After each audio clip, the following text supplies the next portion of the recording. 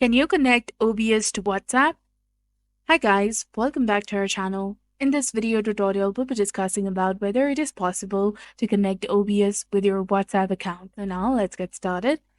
First of all, make sure that you open your WhatsApp application on your device. This application will serve as a platform through which you can facilitate the streaming.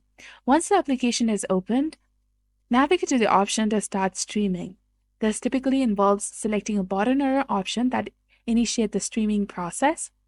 Next, you need to look for the Sources section. In the Sources section, click on the Add Source button.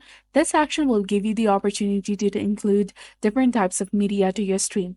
From the available options, select Video Capture or Display Capture.